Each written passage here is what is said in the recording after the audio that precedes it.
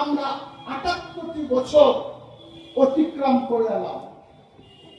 অনেক আত্মবলিদান ও রক্তের বিনিময়ে ১৯৪৭ সালে আজকের দিনে আমাদের ভারতবর্ষ স্বাধীনতা লাভ করেছিল।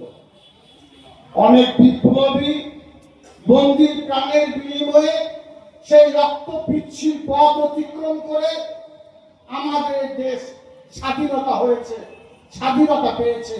তাই সেই বিপ্লবীদের যাদের রক্ত পিচ্ছিল পথ অতিক্রম করে আমরা এই জায়গায় এসেছি, সেই বীর শহীদদের প্রতি সর্বপ্রথমে আমি শ্রদ্ধা নিবেদন করছি। আপনার বঙ্গবাসী সহ সমগ্র ভারতবাসীর জন্য রইল আমার আন্তরিক শুভেচ্ছা এবং অভিনন্দন। স্বাধীন ভারতবর্ষের সুরক্ষায় নিয়োজিত বর্ডার সিকিউরিটি ফোর্স অর্থাৎ সীমান্ত রক্ষা বাহিনী সহ সেনাবাহিনী, জল, স্থল, আকাশে যারা প্রতিনিয়তই এই ভারতবর্ষকে রক্ষা করার জন্য পরিশ্রম করে চলেছে, তাদের সকলকে আমি আন্তরিক শ্রদ্ধা জানাই। আজকে আমাদের সামাজিক নিরাপত্তায় নিয়োজিত পুলিশ প্রশাসন সহ সমস্ত আধিকারিকদের আমি শ্রদ্ধা জানাচ্ছি। সর্বোপরি আজকে অনুষ্ঠানে উপস্থিত যারা আছেন সকলকে আমি শুভেচ্ছা এবং অভিনন্দন জানাচ্ছি। আমাদের এই দেশ রূপ বৈচিত্র্যে ভরপুর।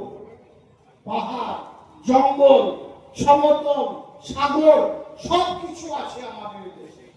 কত ভাষা, কত মতের মিশ্রণ আছে আমাদের দেশে। বৈচিত্র্যে পূর্ণ সংস্কৃতির সম্ভার এই দেশকে সমৃদ্ধ করেছে। এক কথায় ভারতবর্ষ হলো সারা বিশ্বের এক টুকরো চিত্র। যদি কবির ভাষায় বলি, নানা ভাষা, নানা মত, নানা পরিধান, বিবিধের নাচে দেখো মিলন মহান। ভারতের সংস্কৃতি হলো বৈচিত্র্যের মধ্যে ঐক্য। ভারতবর্ষ হলো সম্প্রীতির আধার। ভারতবর্ষ হলো বিশ্বের সর্ববৃহৎ গণতান্ত্রিক দেশ। এই ঐতিহ্য, এই মর্যাদাকে আমাদেরকে রক্ষা করতে হবে। কোন অপশক্তির কাছে আমরা মাথা নত করব না। ভারতবর্ষের অখণ্ডতাকে যারা দুর্বল করতে চায়, যারা দেশের সম্প্রীতির মাটিকে নষ্ট করতে চায়, যারা আমাদের মৌলিক অধিকার এবং আমাদের স্বাধীনতাকে খর্ব করতে চায়, তাদের বিরুদ্ধে আমাদের সকলকে রুখে দাঁড়াতে হবে। জাতি, ধর্ম, বর্ণ নির্বিশেষে সকলের রক্ত মিশে আছে। সকল সেই বীর বিপ্লবীদের রক্ত মিশে আছে এই ভারতবর্ষের মাটিতে। এদেশ আমার, তোমার, সবার। ভারতের সংবিধানে সকলের সমান অধিকার আছে। বিশ্ব নন্দিত এই সংবিধানকে রক্ষা করার দায়িত্ব আমাদের সকলকে নিতে হবে। আজকের দিনে এই হোক আমাদের শপথ, এটাই হোক আমাদের প্রতিজ্ঞা। ভারতবর্ষ হল অঙ্গরাজ্যগুলির সমন্বয়। রাজ্যগুলির কৃষ্টি, কালচার, সংস্কৃতিকে গুরুত্ব দিয়ে গঠিত হয়েছে যুক্তরাষ্ট্র পরিকাঠামো।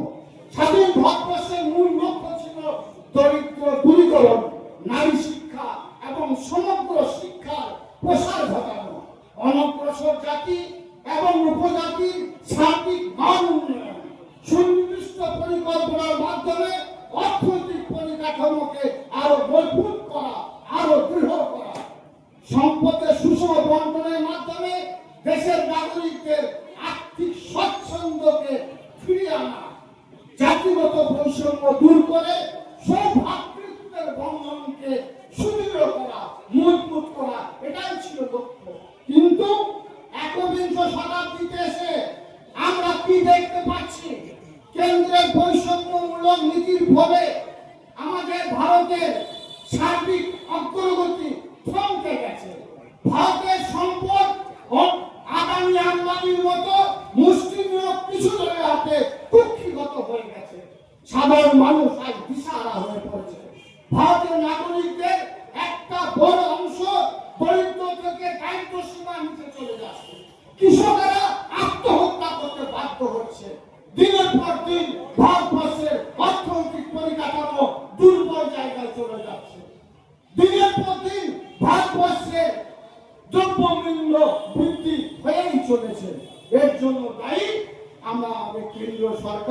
এটা কিন্তু আমাদের যারা স্বাধীনতা সংগ্রামী, যারা বীর বিপ্লবী, তাদের এই স্বপ্ন ছিল না, তাদের এই স্বপ্ন ছিল না। মহাত্মা গান্ধী, নেতাজি সুভাষচন্দ্র বসু এই ভারতবর্ষ চায়নি।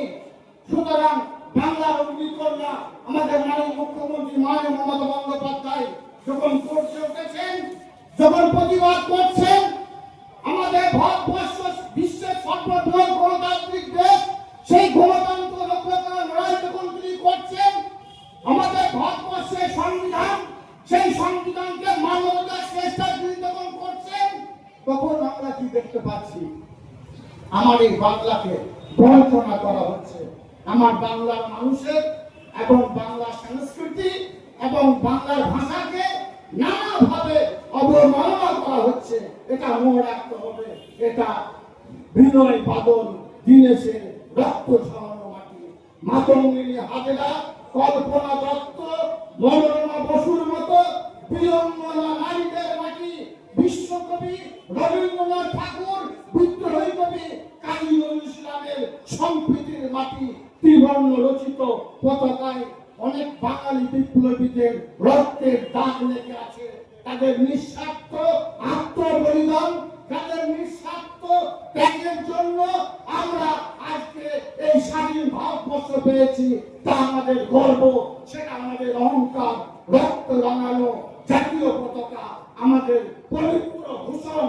ভারতের অখণ্ডতাকে বজায় রাখতে হবে, তার জন্য আমাদের লড়ে যেতে হবে।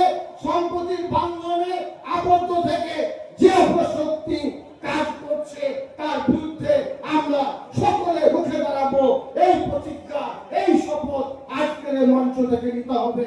আমাদের এই শপথ হোক শহীদ বিপ্লবীদের প্রতি আন্তরিক শ্রদ্ধাঞ্জলি। বীরভূম জেলা পরিষদের পক্ষ থেকে সারা বীরভূমবাসী তথা আমার সামনে যারা আছেন, যারা তাদের সাংবাদিক মাধ্যমের বন্ধুরা রয়েছেন, আপনাদের মাধ্যমে এই বক্তব্য যাদের কাছে যাবে, তাদের সকলকে আর একবার ৭৯তম আমাদের স্বাধীনতা দিবসের প্রীতি শুভেচ্ছা ভালোবাসা জানিয়ে আমার বক্তব্যের এখানে টানছি।